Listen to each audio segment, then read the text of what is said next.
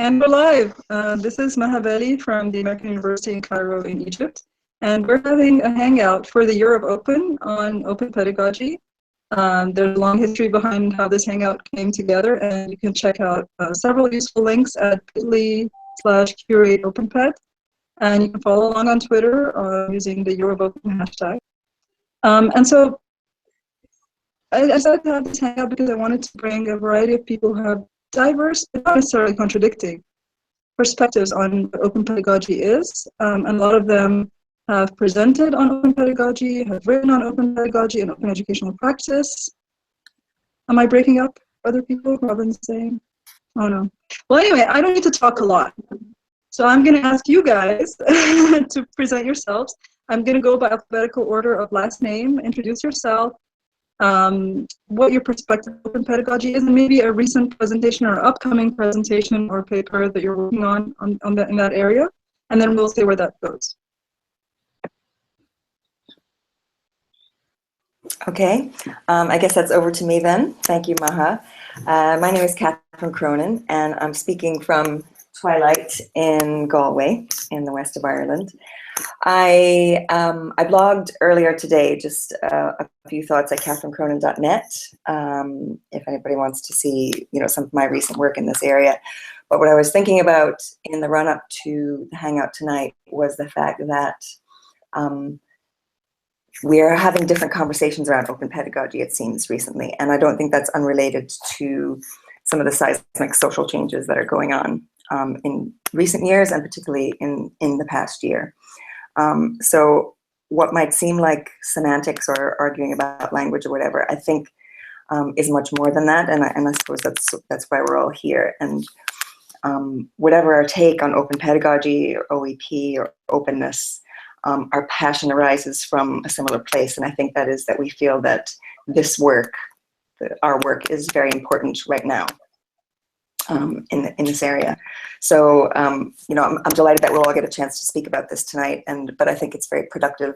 So this idea of wrestling with language, and the other area that I feel that's been changing recently is the notion of an increasingly critical stance around openness.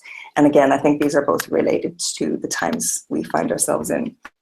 Open pedagogy, I'm going to leave to some of the other experts in the room who've written specifically about open pedagogy, but I will say that my definition is more on the broader or expansive side of open pedagogy. So I believe it's about opening classrooms and our learning communities to publics, however we define those. It's context specific, the notion of authentic assessment, student as producer, and so on. But I often choose to use the term open educational practices for a number of reasons. Open pedagogy, I think, is a component of open educational practices, but there are three reasons, and I'll be brief because I know there are many of us here. The first is that I build on a body of work in open educational practices that includes people like Cheryl Hodgkinson-Williams, Helen Beetham, and others. The notion of open educational practices as opposed to open pedagogy is used far beyond the global north. So, I wrote a blog post after the OE Global Conference, and I realized that OEP is written about and researched more broadly than open pedagogy.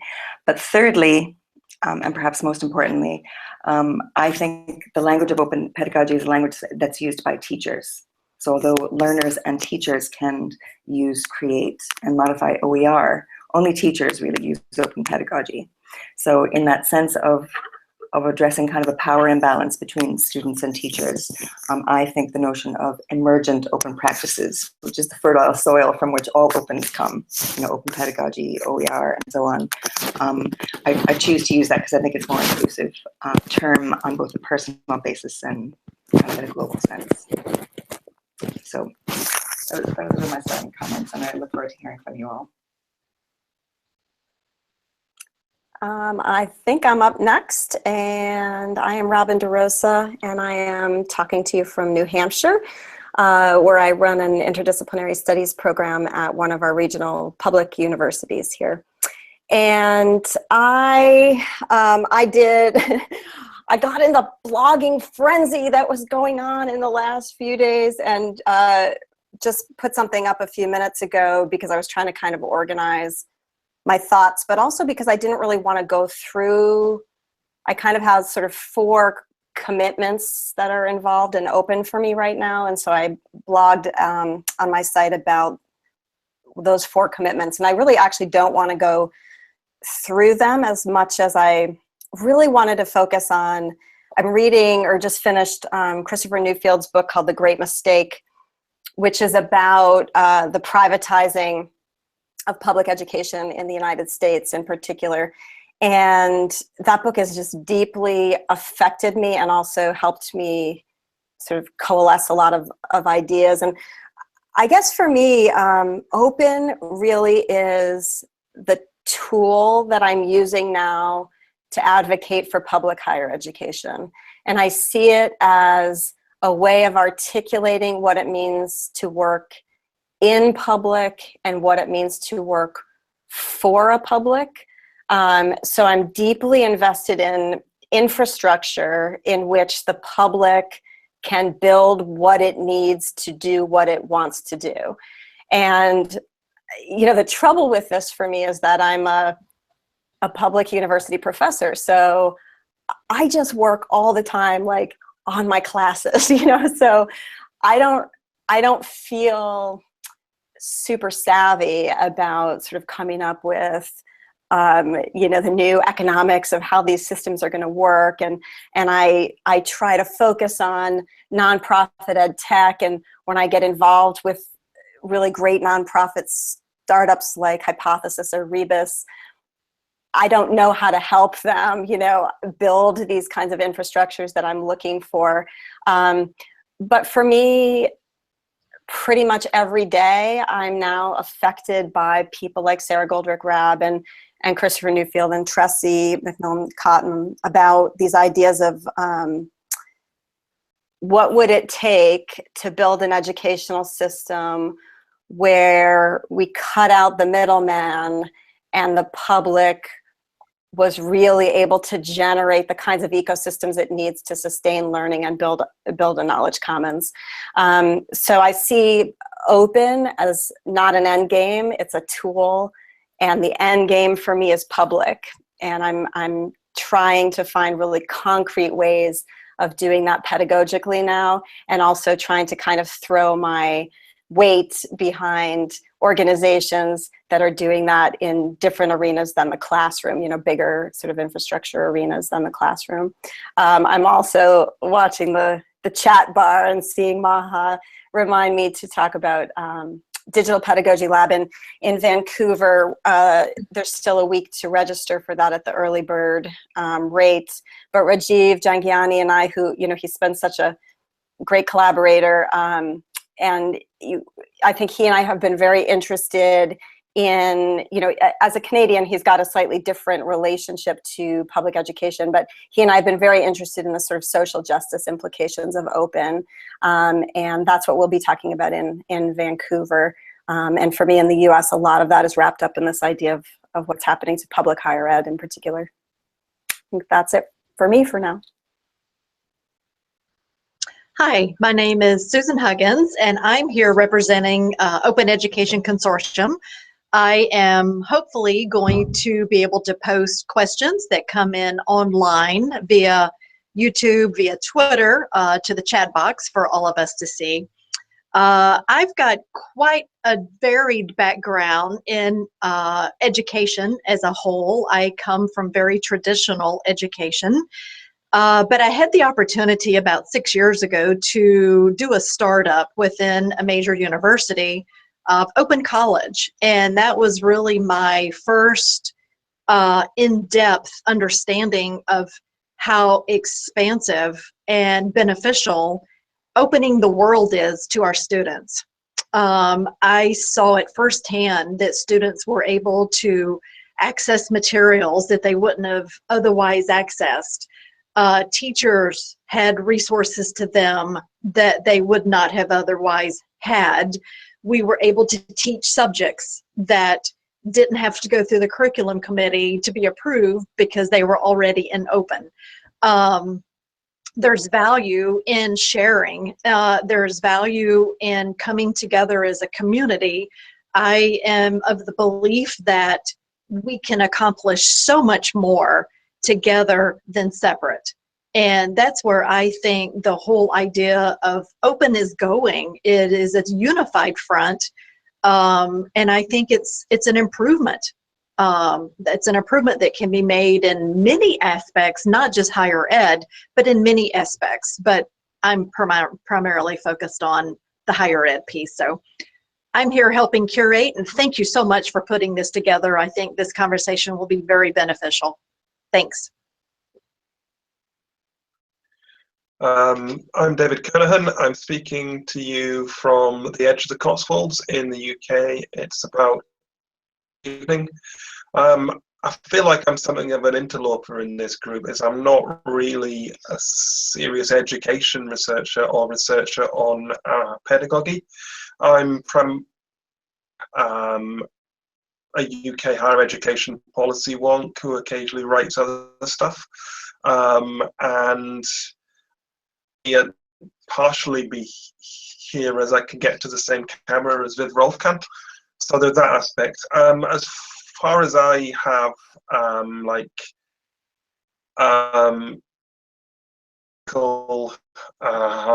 of background, I think I broadly sit myself in the context of the British cultural studies movement of the 60s to the 80s and then on. And I think it's through that lens that we can get closer to what the conversation is here. I feel like pedagogy, I feel like education is too narrow a lens to kind of questions that we're looking at. If we go up to kind of perspective, I think academia as a whole is dealing with some of the consequences of post-structuralism and postmodernism, idea of delegitimizing grand narratives and authority structures. So I think for a long time, educators and academics have been critique everything, critique all the things, don't listen to anybody, make your own mind up through kind of wide reading and putting things together. And I think it's that kind of a cultural has led to the resurgence of populism. And I've tried to map a little bit of this with reference to the extreme end of alt on a couple of recent blog posts in which I argue effectively a kind of fact scholarly nexus is a product of the open education movement. Spare time, I've been kind of grappling with the implications of that. So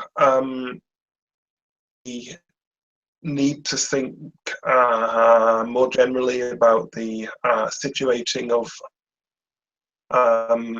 authority, of what it to be an authority, and ideas of a guided consensus, which ties into the kinds of work Helen Beetham and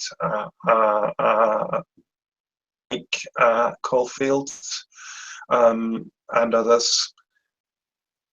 So that's kind of how I see the space, I think.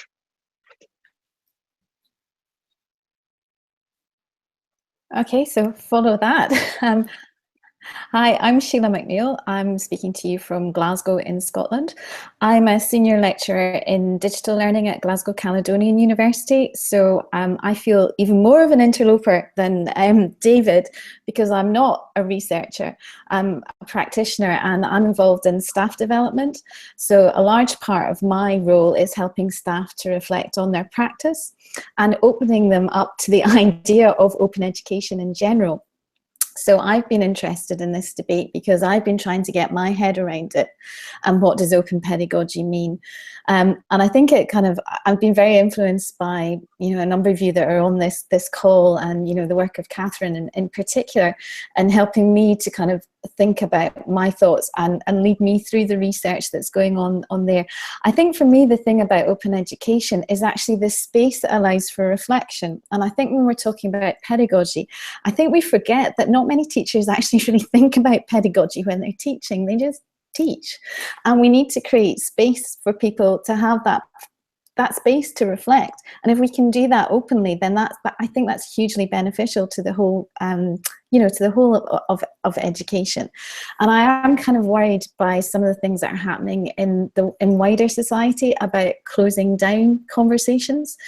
And the thing that I've benefited from, I think most from the open education community, is being allowed space to have a conversation that I don't really know where it's going, and my thoughts aren't completely formed, but I'm able to have that conversation, and that's really, really valuable.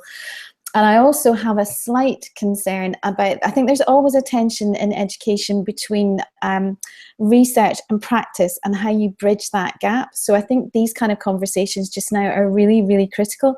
And I don't think we want to get too hung up in definitions. I think we need them, but I think we have to allow for a lot of flexibility just now, and just allow for some people to think about open education.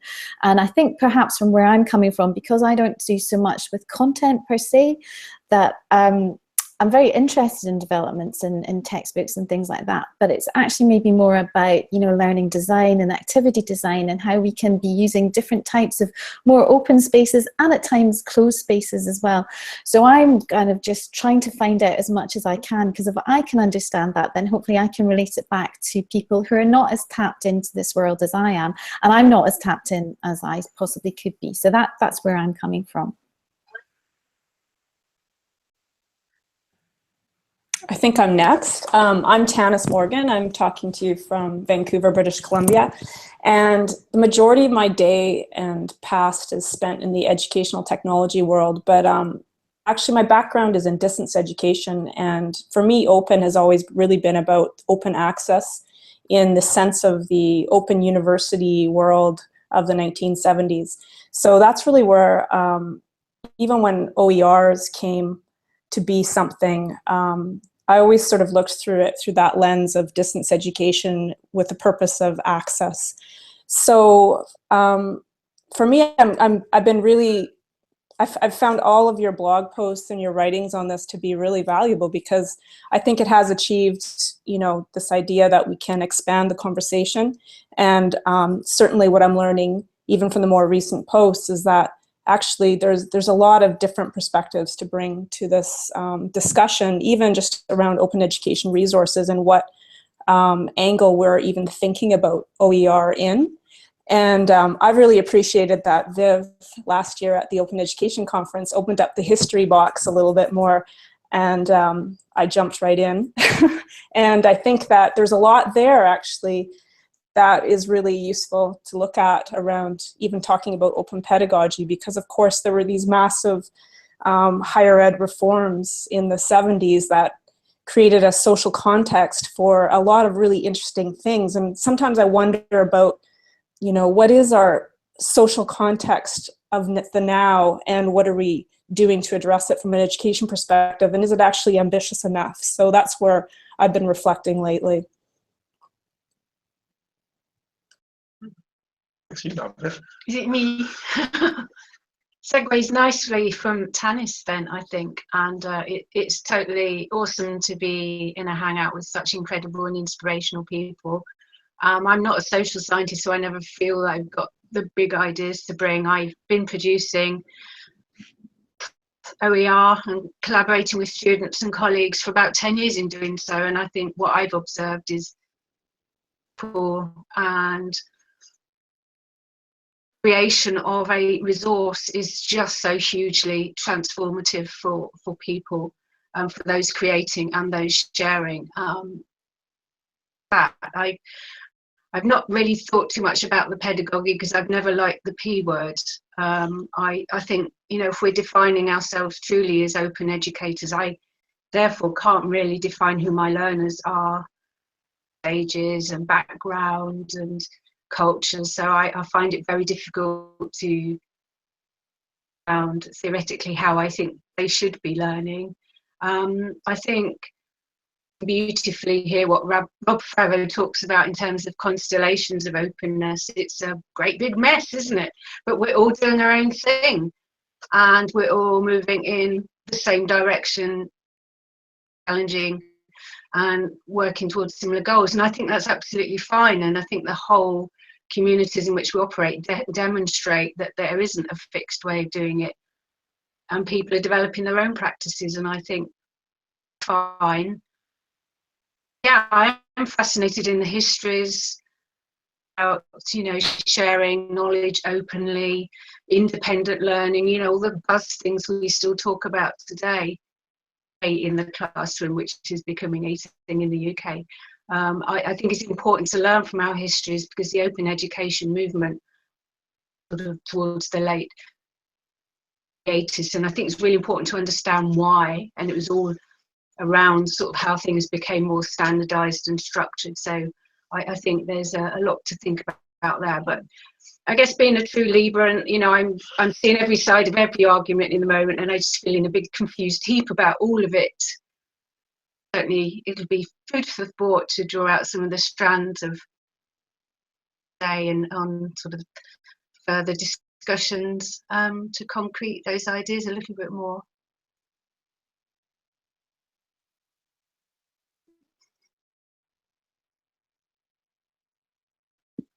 Next step. We've got Mike joined us, look. Who's after R? Sorry, I think it's Sukaina. Sukaina, yes, it's your turn. Okay.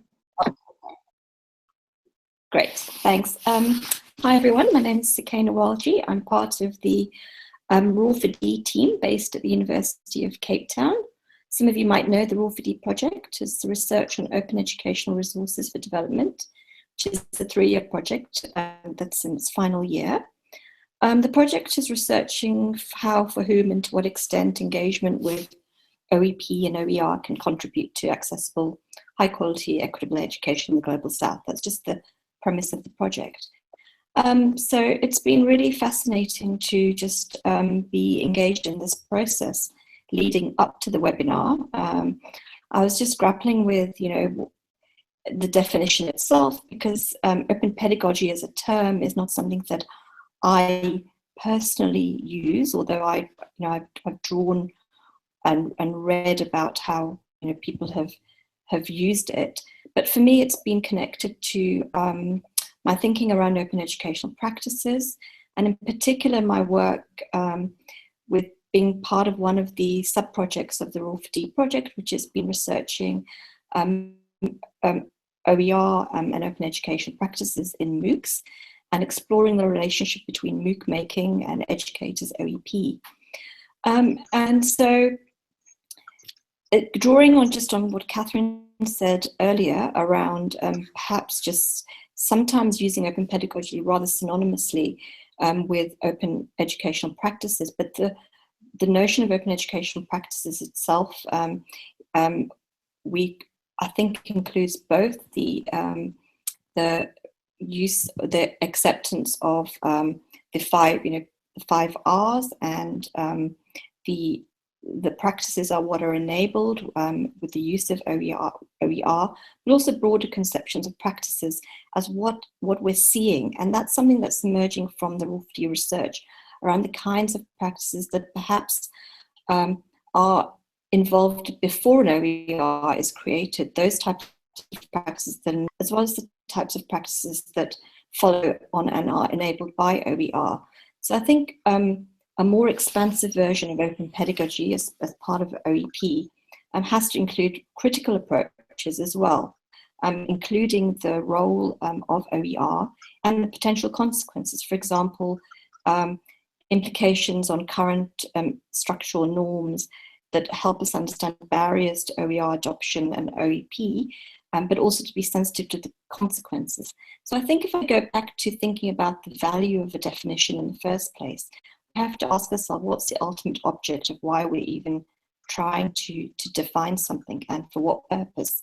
And I was just thinking that, and as people have said earlier, that it just depends on what you're trying to do. So I, as a researcher, I want to understand open pedagogy. I want to understand where it's come from. I want to understand where it fits in the field, the relationships between OEP and OER. But when I work as a learning designer, I'm not going to use open pedagogy particularly, but I'm going to think about and talk about the learners, and those kinds of questions around how to include learners in, for example, co-construction of a curriculum, or collaboration, or development of assignments that are useful and that are meaningful. Those are kinds of things that I might call open pedagogy, but I probably wouldn't use that term when working with colleagues or with other academics when we support them. So I think from a practical point of view, I do prefer to talk about practices, but I think as a sort of catch-all term, it's something that obviously we're trying to grapple with, and I'd be really interested to see, why we're doing that as well, what the purpose of trying to define is. Thank you.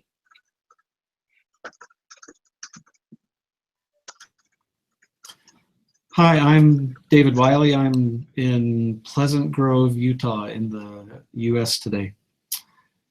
I got interested in this kind of topic a couple of years ago when I started wondering what kinds of things are possible for us in the context of open that weren't possible for us before. And I guess the small kind of formulation is if people learn by the things they do, and the kind of copyright restrictions kind of hand tie us in terms of what we're allowed to do, but then open takes those restrictions away and gives us permission to do new things that we couldn't do before, then it seems like open ought to provide some opportunities for some new ways of teaching and learning. And I continue to think that that's pretty interesting. And when I first wrote about that, I very foolishly described it as open pedagogy, not knowing the history that Viv and Tannis have taught me via blog posts and presentations in the interim. And so I wrote about that for several years, not knowing that there was a broader history there. And so I've had an oops moment in the last couple of months as I've tried to catch up on that. I think, to pick up on the previous point, I think definitions are interesting from a research perspective, but also from a practice perspective. I think if you say you're going to go out and research something, it's pretty important to clearly define the construct that you're looking at. And if you're encouraging or advocating for someone to adopt a practice, I think it's pretty important for you to have a fairly clear sense of what kind of practice it is that you're encouraging them to adopt. And I find myself in the middle of both of those situations, doing lots of faculty training, trying to encourage them to think about how open could impact the way teaching and learning happens in their classroom, but also as a researcher, publishing a couple articles a year and really trying to move more into this open pedagogy area. If every time someone writes an article about open pedagogy, they have to start by providing a whole cloth definition that is really in no way related to the way other people in the literature have used the term, I'm not sure there's a lot of use in having or using the term. So I'm really I'm very much in flux right now. This conversation's been very good I don't know that we agree on what pedagogy means. And inasmuch as that is true, if we also aren't sure what we mean by the modifier open, then that puts us in quite a pickle to try to advocate for it or research about it or talk about whether it's a good idea or not. And I wrote a blog last week where I also tried to kind of dig in on questions around whether there's a sufficient foundational underpinning in terms of open that you could even talk about an open pedagogy, because it seems like your pedagogy ought to really be grounded in commitments around how learning happens and what kinds of things we can invite students to do to best encourage that learning to happen. And I don't think open has anything to say about how it is that learning occurs. And so I'm kind of leaning more now toward thinking that open is a really useful modifier in the context of other pedagogies, like an open constructionist pedagogy or an open connectivist pedagogy, because you take something where you understand what the commitment is in terms of learning, and there's some way to make sense of that commitment in terms of learning and what you might do to try to facilitate learning. And then on top of that, how does open provide you with a lever to try to make that happen more broadly, make it more widely available, make it happen in ways that are more affordable or more accessible. So anyway, I'm just benefiting terrifically from reading and tweeting and writing back and forth with all of you and really enjoying this. So I apologize for arriving a little late. I had a meeting, which I thought was going to actually take the whole period here, but managed to get out of it. So hopefully they don't hear me chatting in here with my door closed and figure out that this is what I'm going on to do. And I arrive here thoroughly unprepared to talk about this. I guess just in terms of starting with how I think about open, I tend to think about open as a sort of level of permeability. And one of the early definitions that really, not of open pedagogy, but of this sort of practice that resonated with me, Alec Couros, I think, I'm probably completely misattributing this. If someone knows a better source, tell me, talked about making the walls of the classroom more permeable, right? And that idea of the permeability of the classroom walls really struck me, right? And it's sort of an invitation to participation. And in some ways, I see it, analogous to that invitation to participation that you have with open content, right? So you have a piece of content, and rather than saying, well, this is my content and I own this experience, and I determine how you will receive this experience, what you do with open content.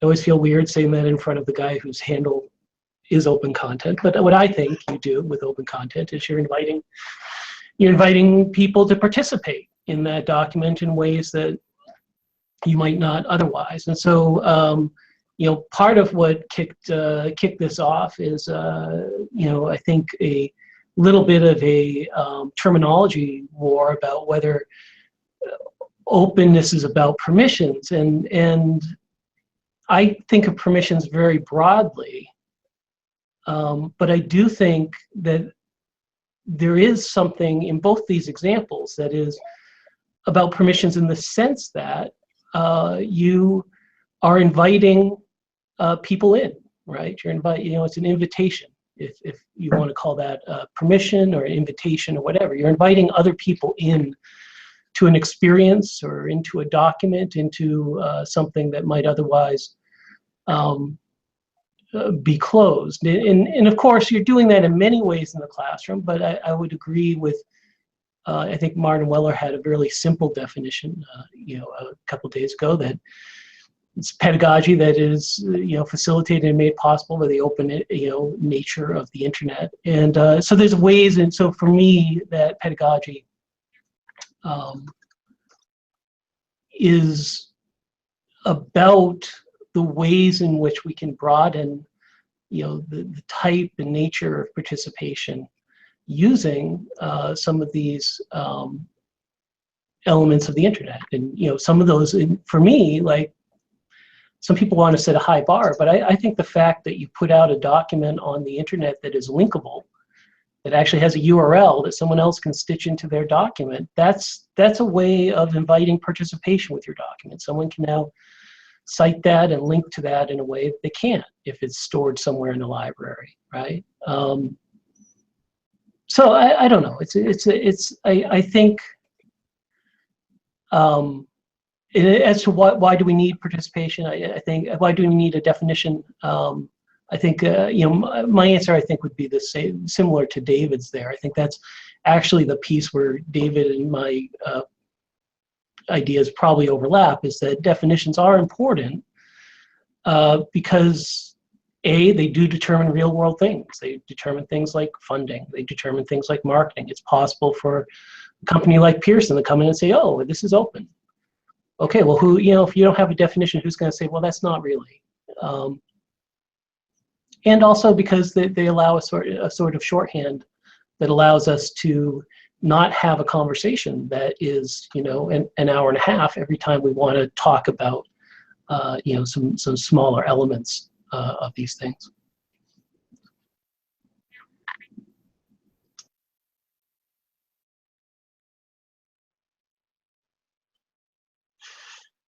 The end.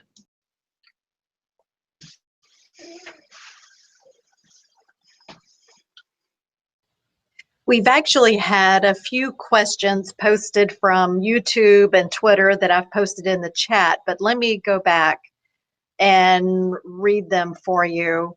The first one that we posted was, anyone else sensing that open pedagogy is used as non-neutral or progressive, a term, while OER is not?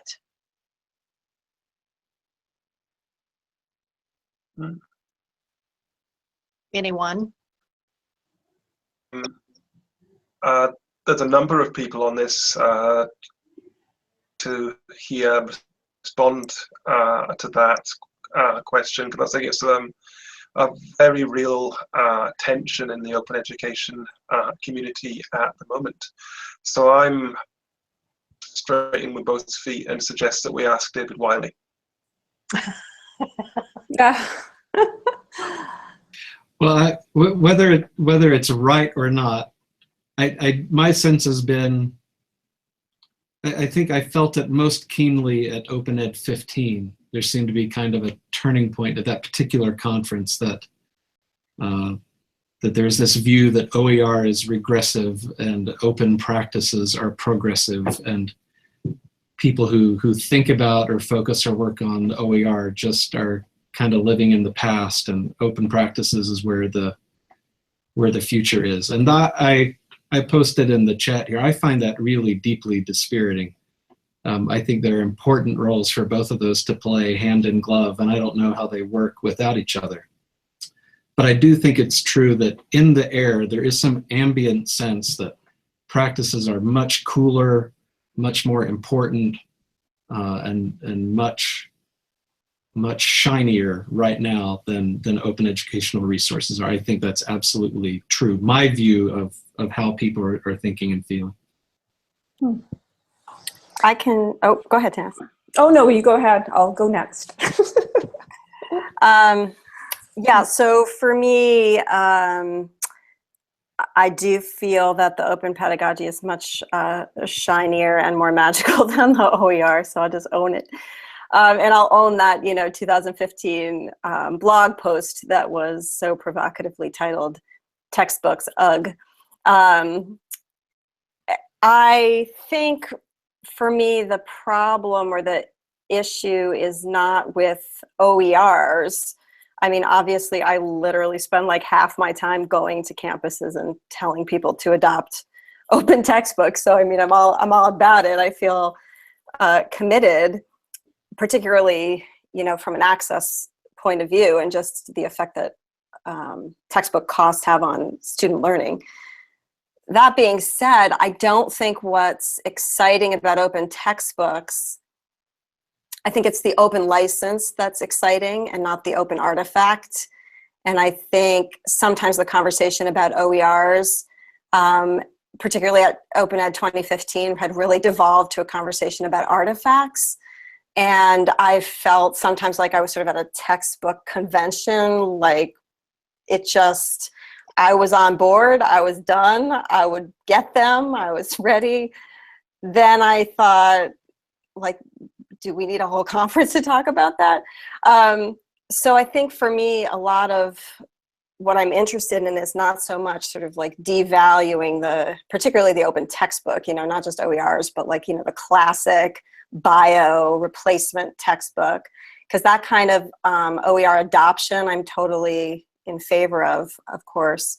But I do think that for me, I have not really responded so well to the OER as the gateway drug that helps faculty understand how wonderful they can be, and then you can sort of slip the other stuff in afterwards.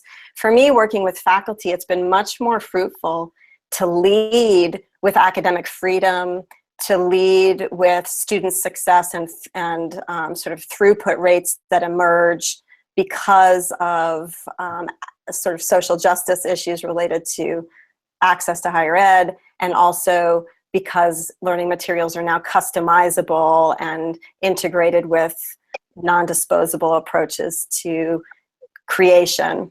So when I say textbooks, ugh, I don't mean like, who wants a free textbook? No way. And I mean more, I feel like it's underselling what Open has to offer. And I don't think that gateway model, for me, the gateway works totally the other way. And if you hit faculty with, you know what, you can save a lot of money for your students with these free textbooks, I don't think that's gonna create the worldwide momentum that I'm interested in. We have one more question I want to get in here from YouTube. Someone asked, they would be interested to know, oh, hang on, let me go back. Somebody just posted, so I lost it. Hang on. Wonder if we could have an open definition about open and pedagogy. And I know that, you know, they were just very curious about that. Let me go back to another one. Sue, I think Tannis wanted to say something about the previous question. Okay, sorry. Oh, is that okay? Absolutely. I think, Robin, actually, you put a really interesting spin on open textbooks that I hadn't really considered before. I mean, I'm involved in OER and open textbooks here at where I work as well, and actually promote them quite a bit. But I have to say that I didn't really get excited about open education resources as much as I have been about open pedagogy. I think because I think pedagogy or practices opens up so much more potential. And I think if it's helpful, my own context is really, and where I've worked in the past has actually been in applied learning. So when I think about an apprenticeship type model, a pedagogy, if you like, content actually isn't the focus of that kind of program design. It's actually more, apprenticeship, it's much more situated, it's much more about development of identity and that sort of thing. So I think this whole argument that open behaviorism or open constructivism versus behaviorism constructivism kind of falls apart when we start talking about at program level. It might work in a course level, but when you start looking at applied programs that are maybe more community-based or apprenticeship-based, where content has never actually been the focus of that, it becomes very hard to, I guess, promote it or even get behind it in a way that you can perhaps maybe in a more of a university context. So for me, I think open pedagogy for some of us probably opens a door that open education resources didn't, and perhaps it's a different kind of being dispirited, I suppose. And I feel like, you know, open practices actually, for those of us who might be activity theorists, that really resonates quite a bit as well. So I think at the end of the day, it comes back to what's your context in which you're working, what's your orientation to which you come to this field from, and how does that sort of shape how you get excited about it or how you see potential. Can I just add one small point there? I agree with what's gone there, but I think a really important thing about open practice is about experiencing open learning as well. So just now when we're talking about pedagogy, we are really talking about teachers, and I know this has been mentioned in the chat and in Twitter, but we need to think about the learner, and the learners are not really going to think about pedagogy so much, but I know that I have experienced some really positive open learning well, I've had some really positive open learning experiences, and I've had really negative ones as well. And that's really influenced my practice and influenced my thinking about pedagogy in general.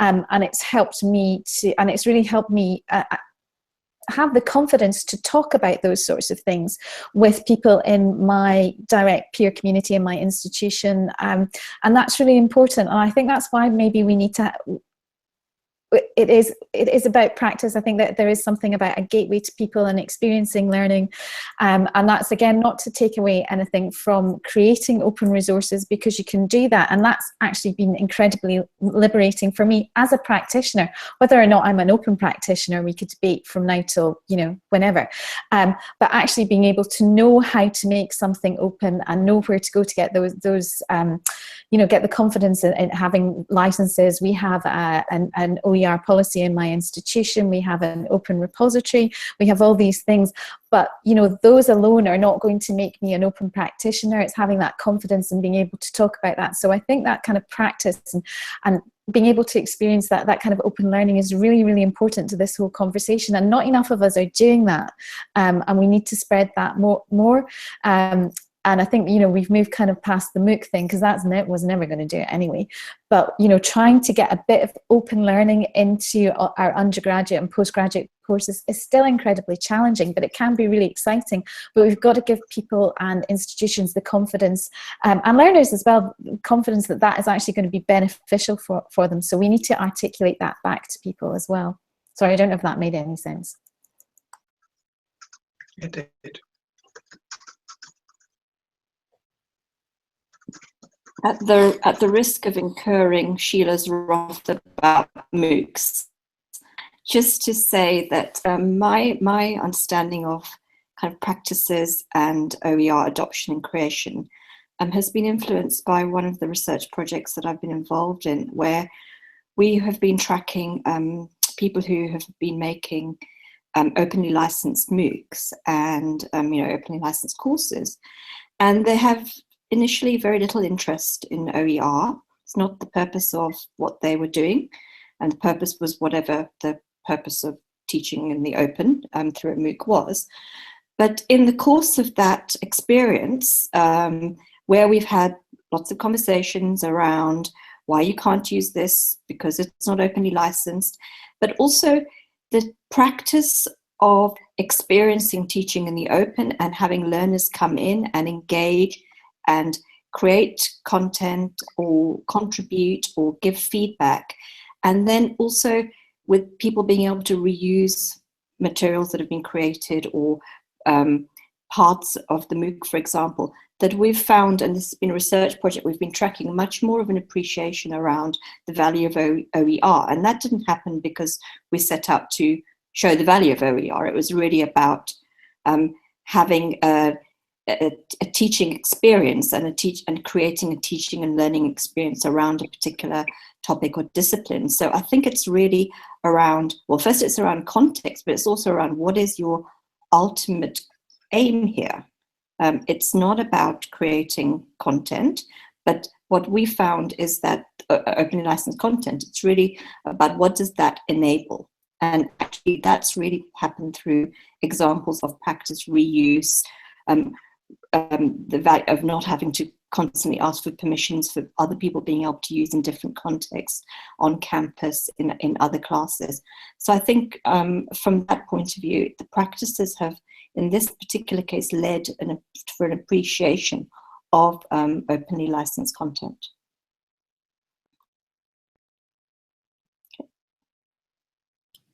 Maybe I'll jump in again and ask, maybe one way of framing this question is, what is left of open pedagogy if you take away OER? So if OER don't exist and all content is copyrighted, and all copyright is all content is DRM locked. It might be public on the web like Mike was talking about. But if I don't have legal or technical permissions to do anything with it, like what's left of open pedagogy at that point? I think I'm going to jump in here. I think the key aspect of open pedagogy to me, or one of the dimensions of open pedagogy that I value, is relationships with people, and you can't license that. The open pedagogy aspect of my practice is sharing things with people, and those things are not content, they're conversations. So Hangout, for example, I could have a standard YouTube license on it, or I have it as CC BY, but I could have had a standard YouTube license, and it would still be a useful thing. That we're here having this conversation, and people are following us on Twitter and responding, and none of that is necessarily openly licensed. None of it is officially an OER. I don't know what other people have to say about that. Yeah, as it happens in the moment, that's true. But as anyone benefits from it later, encounters it after the fact as an artifact, then it will or won't be. And I'm not saying that there's nothing left if you remove OER.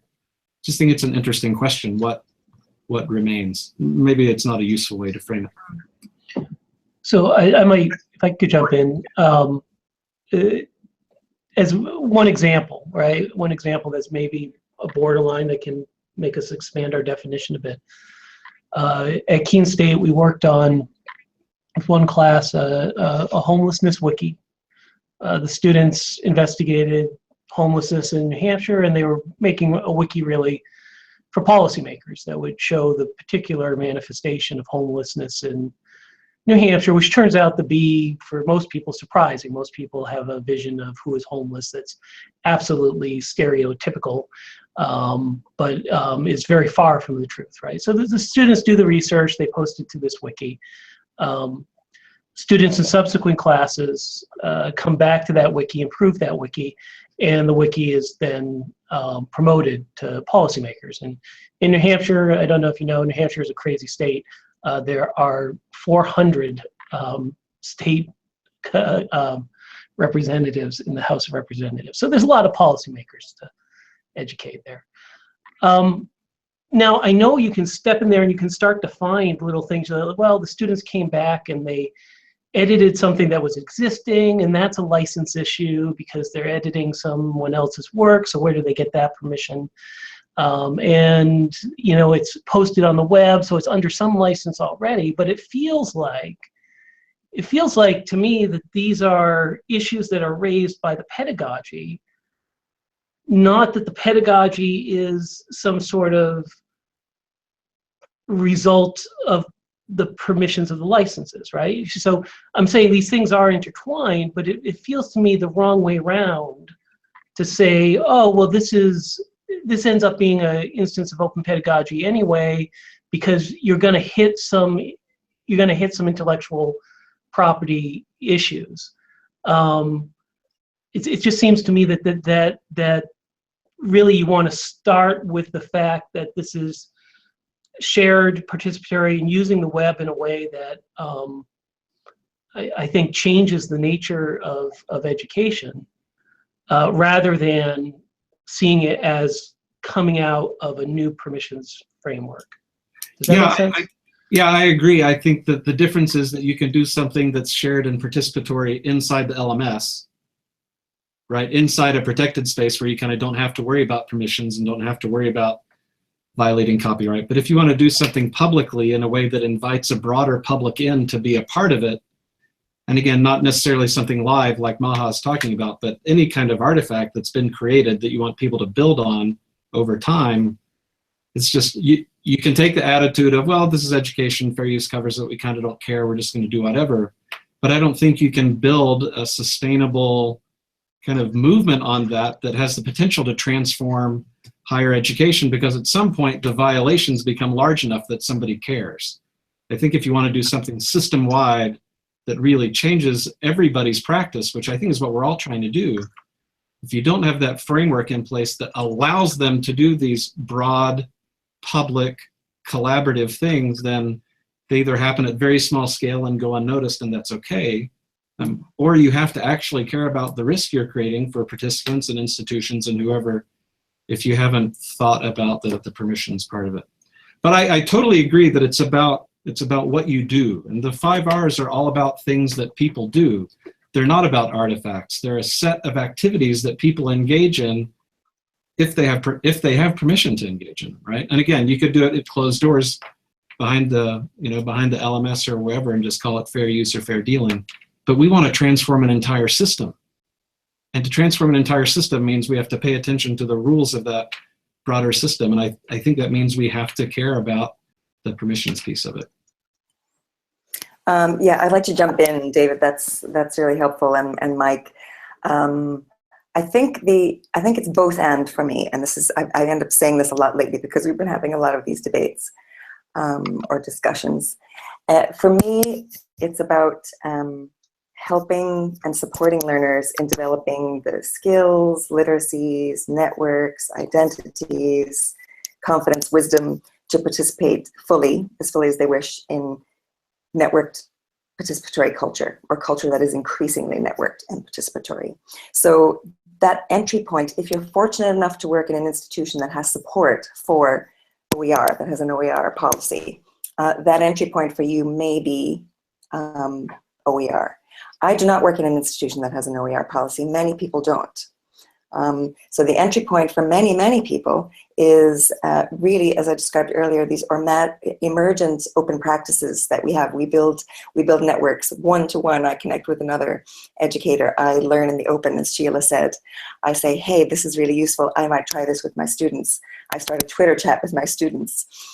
They all of a sudden realize that there are other people out there that are paying attention to what we're doing. And eventually we find our way to using, creating, sharing OER, but the entry point is very different. So David, I think our goals are similar, but I would like to be open, recognize that there are multiple entry points here, and that OER may lead to open pedagogy, but emergent OEP may lead to OER just as legitimately.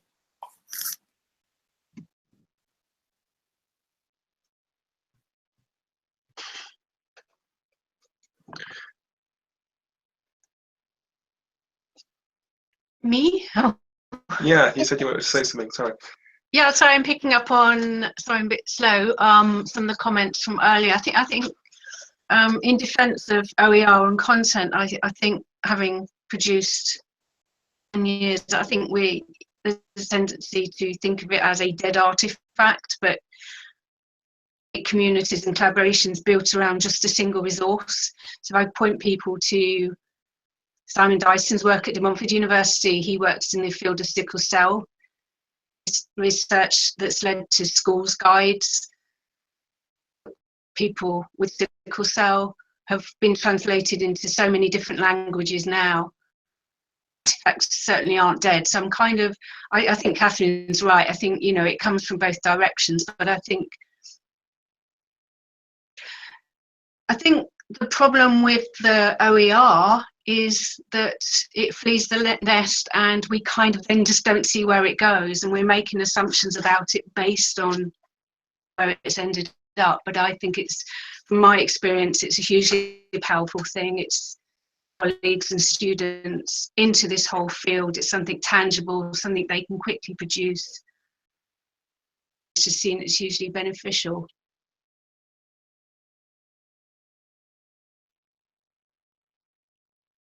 Done.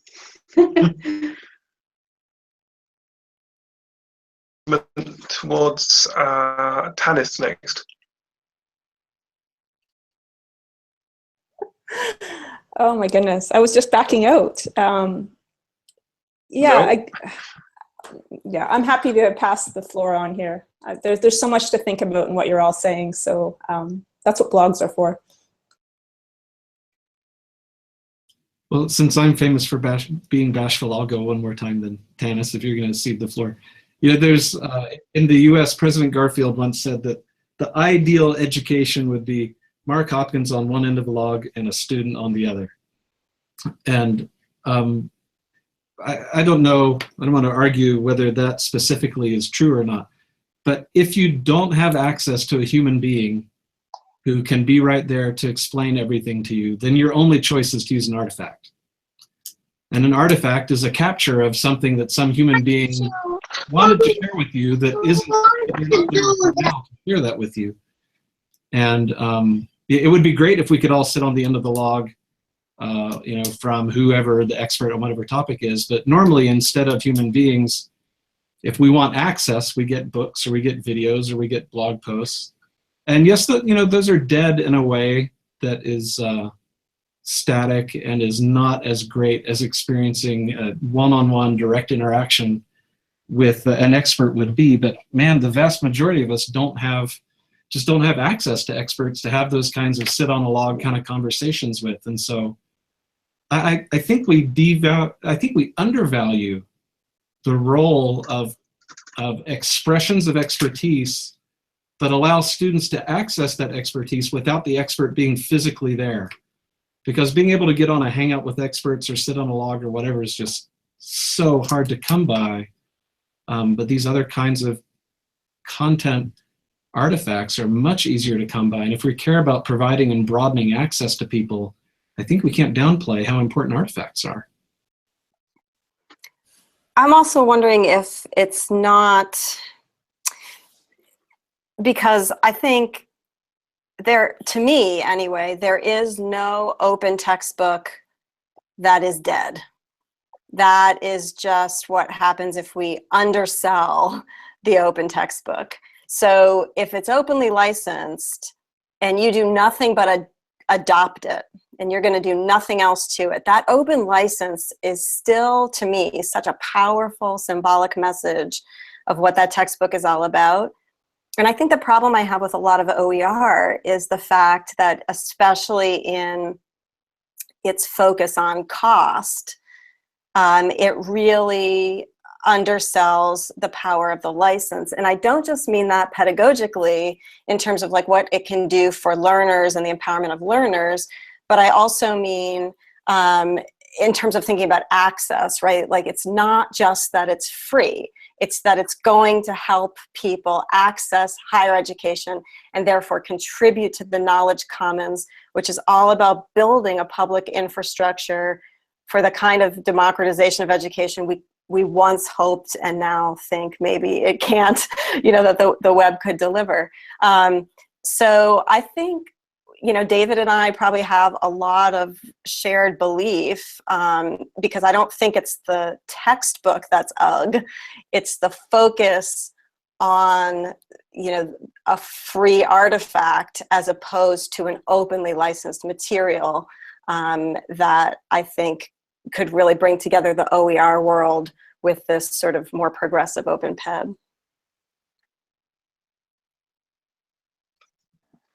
I'm asking people in the chat to let me know if they can stay a little bit longer, if they can, or if half of them can, if we could keep going for another 20 minutes or so. But I was going to say that a couple of things. That one of the things is when content is abundant, it makes it easier to say content isn't important. So if I were to teach a course in Arabic, and Arabic is one of the languages that is maybe the 6th most common language on the internet, but the quality of the stuff in Arabic on the internet is not great. And so if I were to teach a course in Arabic and say I would not use anything except what was openly available, then I would have very little access to expert material, the kind that David's talking about. So content, the importance of content differs depending on where you might find it if the teacher doesn't provide it. But the thing is that it depends on also what it is that we're teaching. So there are certain things that you can learn with other people. So very basic science, you could learn by experimenting with it. And even if you don't have a teacher, you learn it just by being. But of course, knowledge now is much, much more advanced than that. We're not in Aristotle's time where one person can learn all these different things and have pretty much all the knowledge that's available in the world right now. So there's that as well. But there are a lot of things that we can learn without content being central. But once we put content, whether it's where we start with or somewhere in the middle of what we're doing, it's a political decision of which content to include and which content not to include. And just having it open doesn't mean there wasn't a political decision that came before it to choose which content was going to be made open and which content wasn't. And there's a lot of privilege in that. Like who gets to choose which content gets funded to have an open option and which doesn't, and so on. Folks are staying, by the way, so if you're watching, we're staying for a little bit more. Yeah, I think, can I just add, I think that's a really good point, great point that you're making, Maha, as well, about that sort of privilege. And, you know, I do come from a privileged situation just now in many ways, but in other ways, maybe not so much. I mean, in our institution, we have an OER policy that has taken quite a while to get into place. That doesn't mean to say that everyone is using it, is releasing content as OERs. It's maybe not as empowering as we thought it would be, because there's going to be there's a huge amount of work that a lot of us still have to do in kind of fostering that community and confidence for people as well.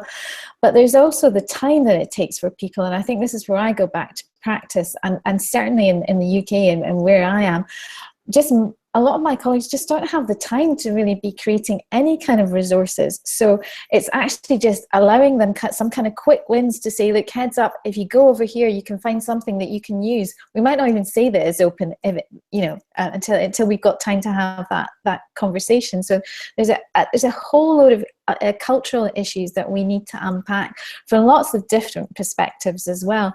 So I think we're at quite an interesting time in terms of that kind of balance between open and closed as well. So I think we need to, as a community, need to be having these discussions, but I think we can't close ourselves down too much either. You know, we have to, and maybe I'm going to be like struck down by thunder for saying this, but you know, I'm quite a pragmatist because I work in the mainstream. I need quick wins, and if I can get them, I'll take them, and if I can't, I'll move on and maybe go back to them. So yeah, it's difficult, but you know, I think time is a huge thing, and giving people that space. I keep going back to this sort of space for people to think about these issues is so important, and it's getting harder and harder because there's so much pressure on people's time, because our students want more face-to-face time as well with lectures, which is, you know, you can't argue with that, but there's so many different competing pressures. So I want to just to make this even one step more complex. Talk about one other sort of disjunction that I think we hit up against here when we talk about these issues, and that is the difference between you know, what we may believe as practitioners who have been in this area for, you know, years, sometimes even decades, and you know, our public face in terms of advocacy, which has to be fluid and changing depending on the audience we talk to. And what I see a lot happening is there'll be a message that someone is directing you know, to some other audience, which is relatively new to open, or maybe comes in with a specific concern around open, whether that is, you know, cost or student success, or pedagogy or whatever. And as people address messages that way and say, look, this is where you might find your space in open, you know, that kind of gets picked up in this crosstalk as being some expression of what a person, you know, believes is all of open. Oh, this person just believes that open is textbook cost, or this person just believes open is open pedagogy. And so, you know, I don't think anybody on this chat is just a theorist or, you know, a researcher. I mean, we're all in this area in a way that we have to be both advocates and researchers, and we have to understand, I think, sometimes the difference. I feel like I've seen a lot of flare-ups that really come down to somebody was speaking to an audience that wasn't the person that reacted to it. And that's simply going to be the case. That, you know, occasionally we're going to talk a lot about cost because the people in front of us, that's their main concern. And that shouldn't, I don't think that should be seen as an indication that the person talking in that way doesn't understand there's more than that. It should be understood in the context of the actual speech act.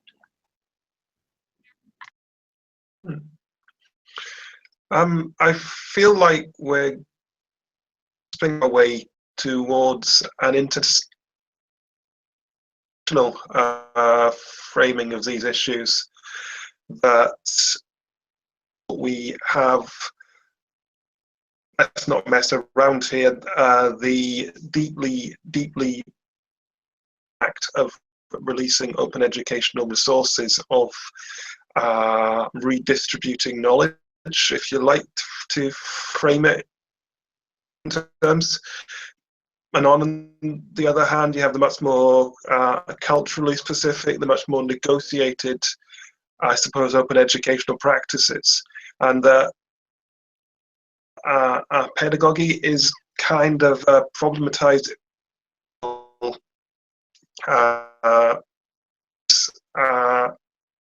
two ideas.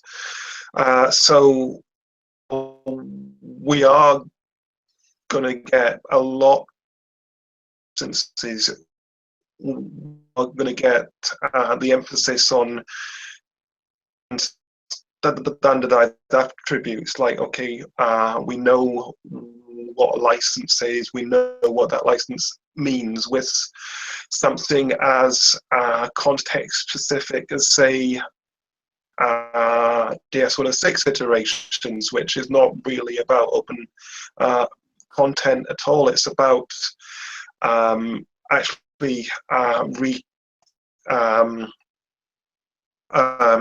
ability to create and co-create cultural artifacts, which actually by their very nature are deeply illegal and possibly upsetting that. I'm getting a couple of comments that I'm breaking up here, so I'll stop. I apologize on behalf of Google. So I've got to leave in around 15 minutes, and I think some other people would like to leave 15 minutes, but I think we can have closing comments. I don't want to restrict what people want to say as their closing comment. If you think about what you want to happen in the future, if you want to pose a question, go ahead and do that. I think for me, what I'd like is just to keep this conversation open for longer. People need to keep talking about it, and just keep having more, I think, inclusive conversations about which of our practices we'd like to consider to be open, Mommy, how we'd like to take that forward. Okay, and my kid wants to see Catherine. So I want to see.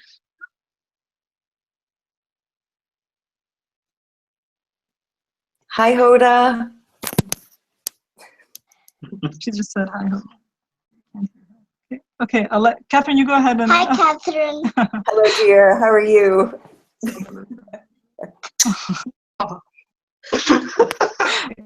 You can let her go, okay?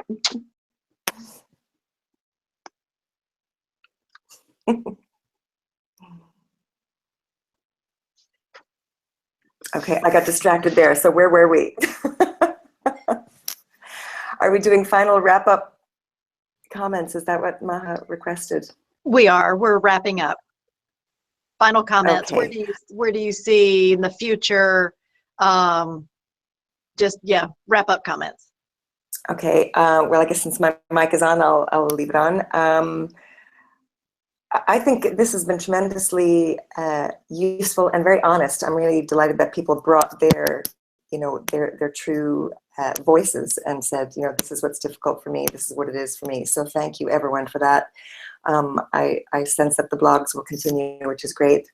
I also sense that we're deeply connected by our passion for this work, although we, the word context keeps coming up in the chat here. Our contexts are different, our starting points are different, but I want to hold on to what connects us.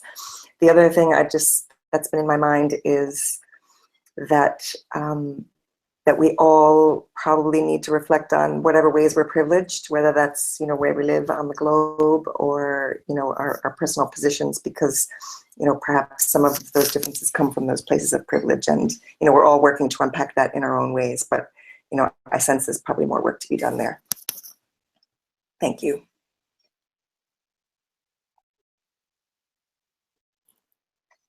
I don't know if we're back to alphabetical. This is very complex.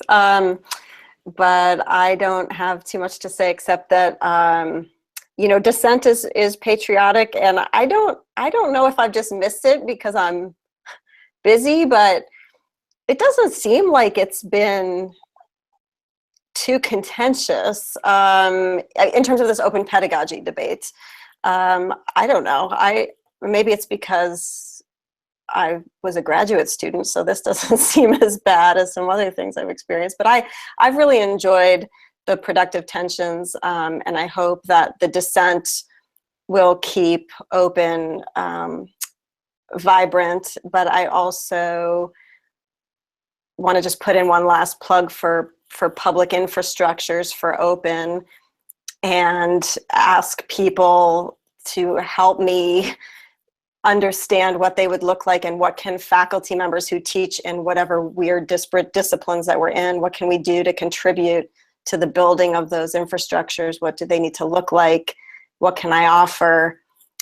Because I feel kind of at a loss on a larger structural level about how to move some of these ideas that I've got working well in my classrooms. That's it.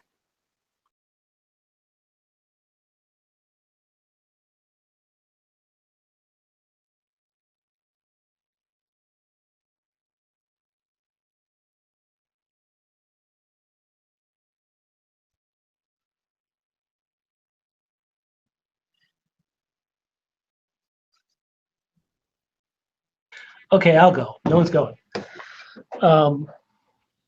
Everybody here needs to, maybe next time we do this, have some shots beforehand or something, and all interrupt each other.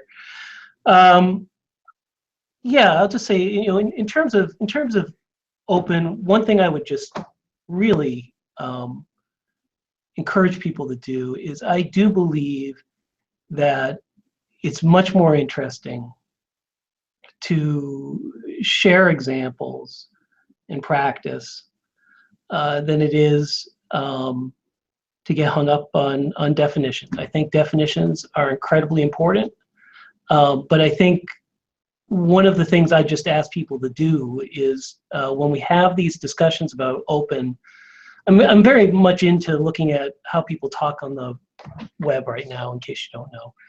And one of the interesting things to me is how people misunderstand people on the web. And I think, for me, what I like to do when I look at how someone is portraying open is I like to see what they say about open in the context of their existing body of work. That is, what have they built? What are they doing? And understand their comments in that context. And I think that's ultimately, as we have, I think, a very important discussion about what open learning is and what open educational practices and what open pedagogy is, as we have that really productive discussion, what grounds it ultimately is what people are doing in accomplishing and trying to accomplish in the field. So I do think we have to bring those two pieces together, that we can't have this discussion about what people are doing over here and this discussion about definitions over here. I think we've got to see this in a larger context. What I tend to see is that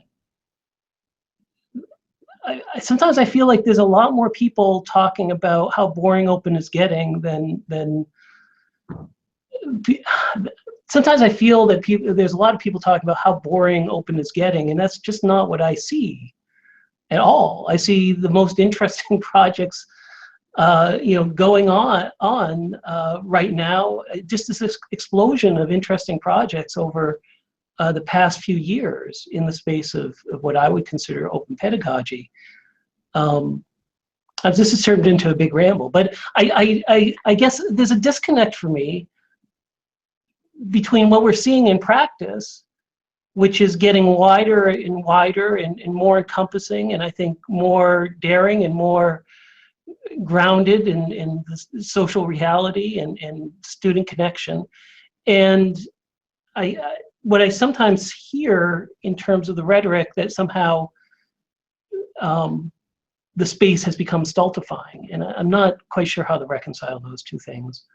But I think a start would be to, when you approach people about their various takes on these things, to start by thinking about what they're doing and how that that reflects on open. So anyway. I'm happy to jump in here.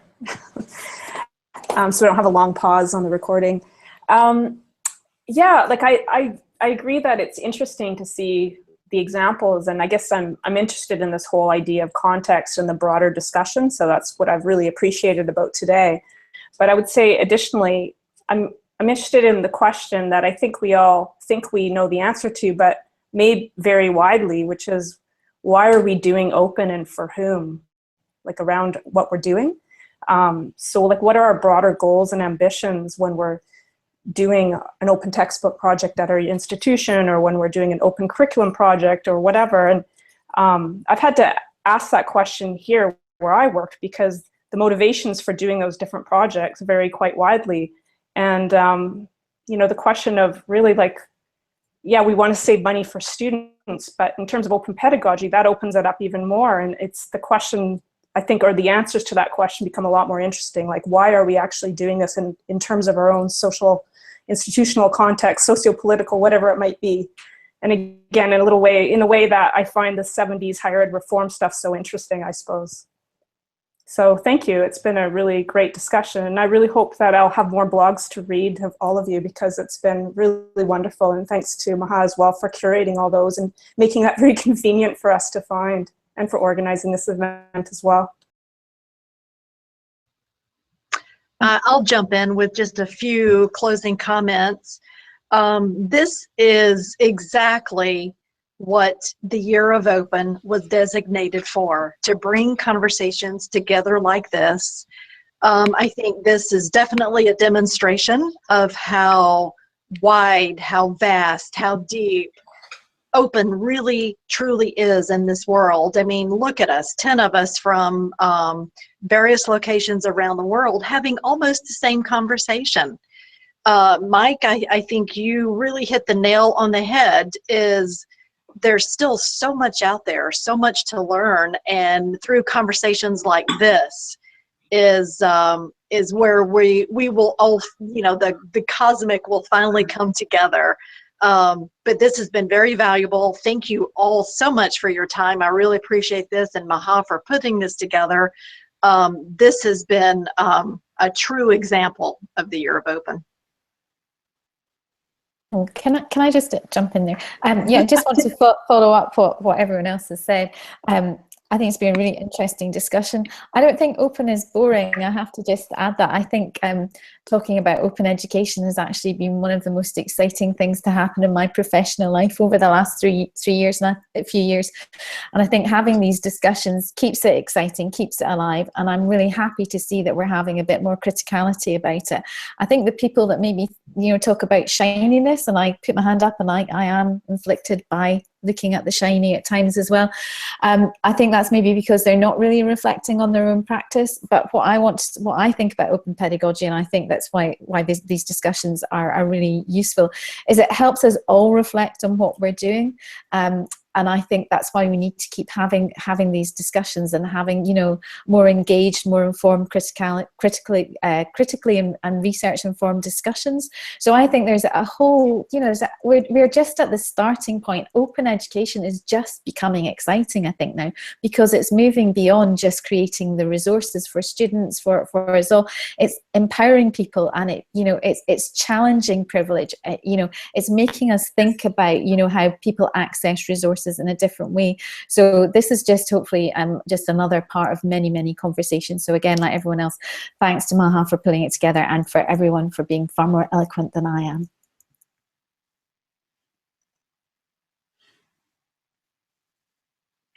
Maybe I'll jump in and go next. I agree, love this conversation, really exciting, really fun.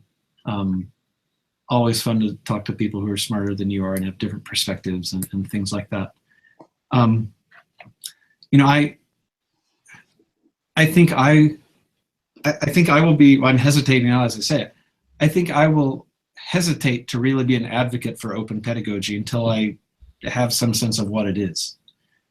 And I don't get the sense that this group is converging toward a consensus at all, which is awesome.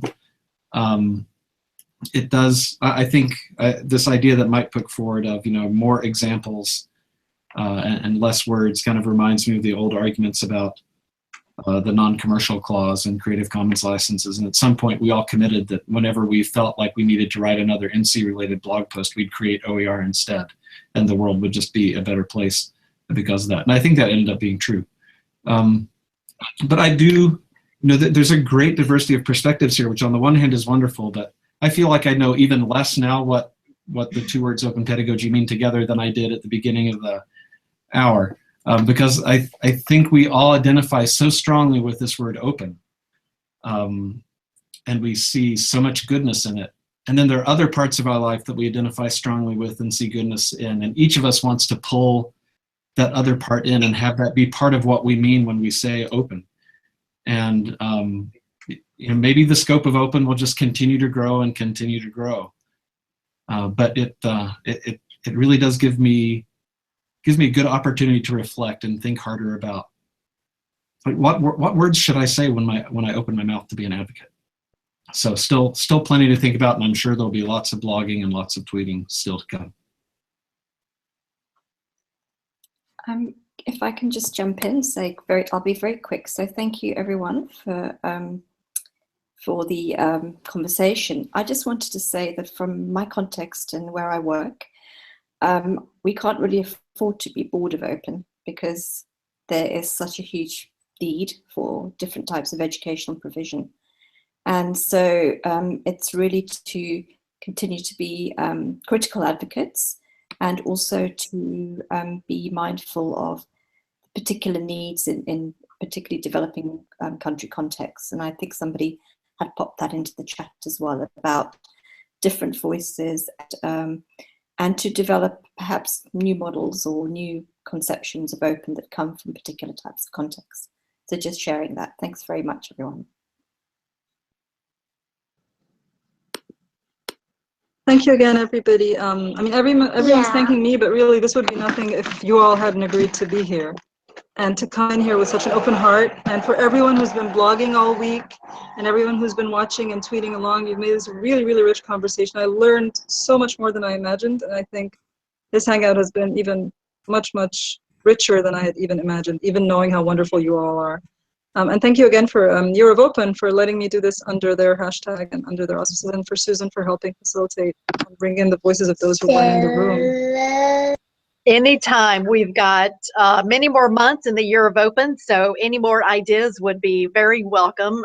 This was fabulous, and I hope we can replicate it. Thanks. If I could chip in and offer, if you like this kind of conversation, there's a particularly good conference in the UK in April next year, OER 18. I mentioned this because I'm co-chairing it with Viv, and I think it's going to be a marvelous conference, so please do put in a paper or something.